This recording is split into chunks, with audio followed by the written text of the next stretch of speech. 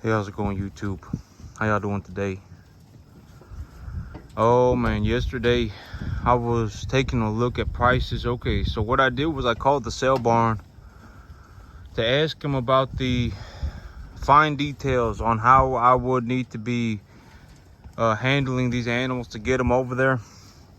And so they told me that I need to take these animals to market 2 days earlier. So before, I need to take them on Saturday. And then I called them and then I asked them how much did they charge per animal per day to have them held at that sale barn, and they told me $3 a day. So if I took 31 animals to market, it would essentially be $100 a day. I'd have to hold them there for 2 days, so that'd be $200. And then hauling would be $4 a mile, $3 to $4 a mile, so that'd be about $350. So all in all, it's about 550 bucks, right? $550. And I thought about it and I was like, dang, 550 bucks. Well, if I took these animals to market myself and I took them 4 or 5 at a time, it would take me about 6 trips, and it cost me about $550, right? Because of gas. So that's about how much it would cost me. But then I really thought about it and I was like, you know what, these little small black Angus heifers that I got right now, these little ones right here, this is the smallest of the bunch. But these little ones right here, I can still put weight on them. And you know, here are 2 other ones. I can still put weight on them for very, I've got them all fixed up and everything. I have them, any one of them that had a BRD when they first got here, they got a shot and they're all fixed up. And I have one little black Angus heifer calf. I don't know where she's, but I was gonna try and show y'all to her. I don't know. Oh, there she is right there. You see her right there? She got warts on her. You see that? You see that right there? She got warts all over her.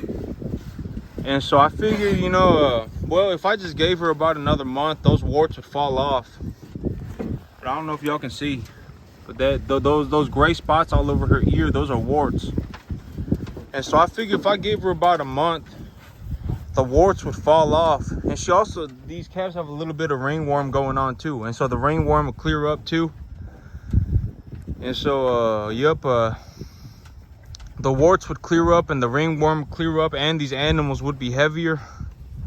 And I ran the numbers, and when I run the numbers, I had to teach myself, if I'm ever going to run numbers, like if I'm going to multiply or divide or anything like that, I need to use a calculator.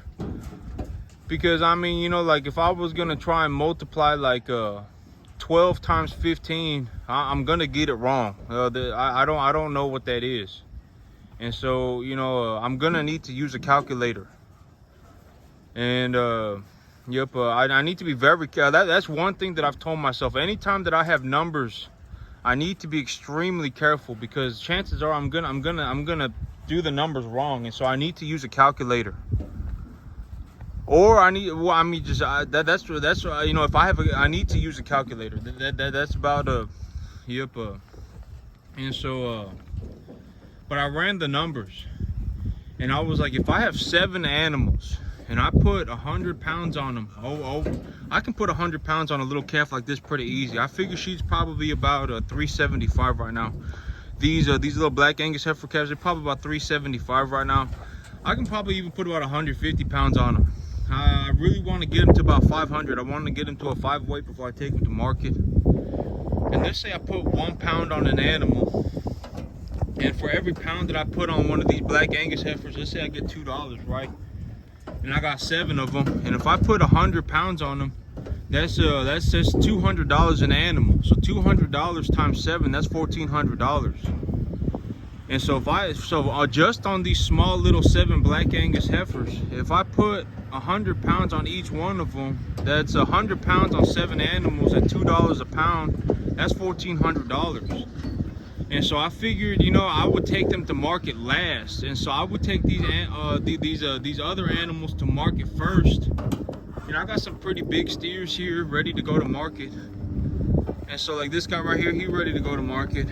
And so, you know, I got a few animals here that are ready to go to market right now, and I got a lot of flies on these animals right now too. I'm gonna need to get that fly spray back out here. But you know, if I just put if I put 100 more pounds on each one of these animals, You know, I can make $1,400 more. $1,400. See, you see how small she is right there? I could make another $1,400 just by putting putting 100 pounds on each one of these real small black Angus heifers.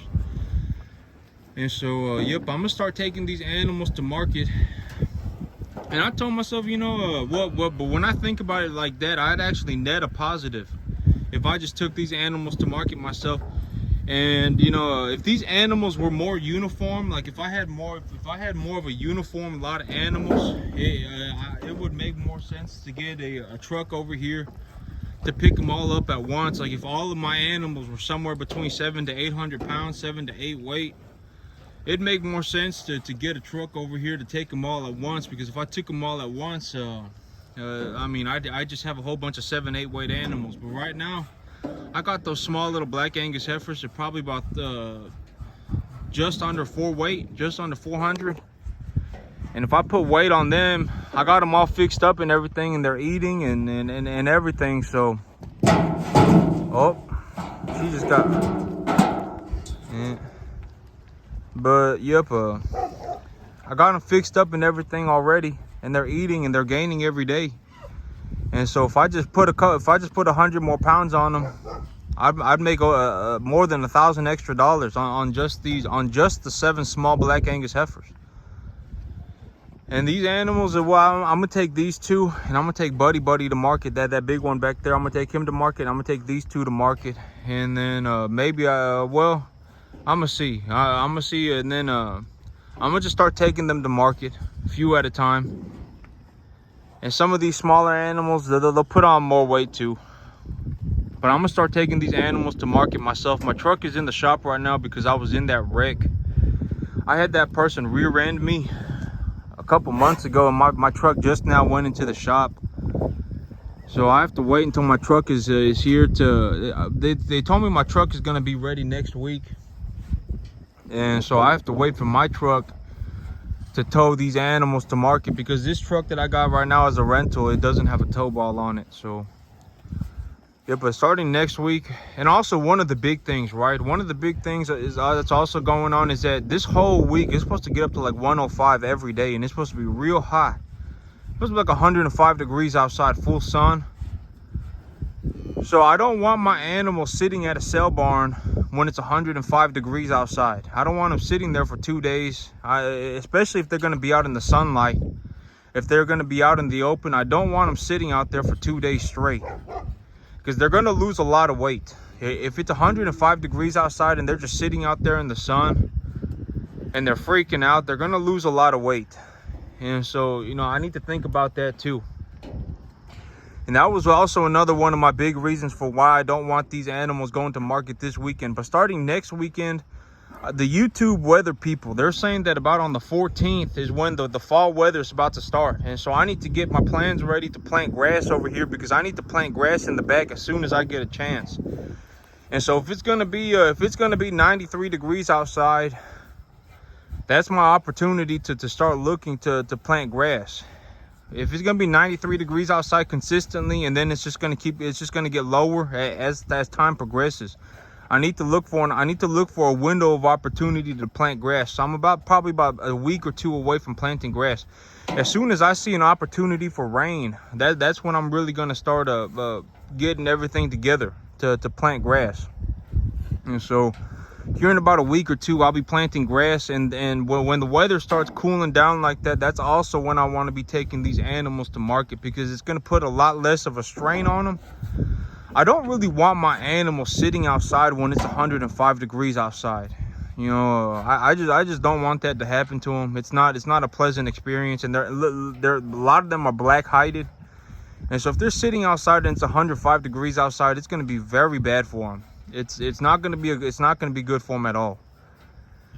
And so yep, when it starts cooling, I'm going to take here in about a week. So in about a week, I'll start taking these animals to market myself. Oh, this guy needs to go to market too. I completely forgot.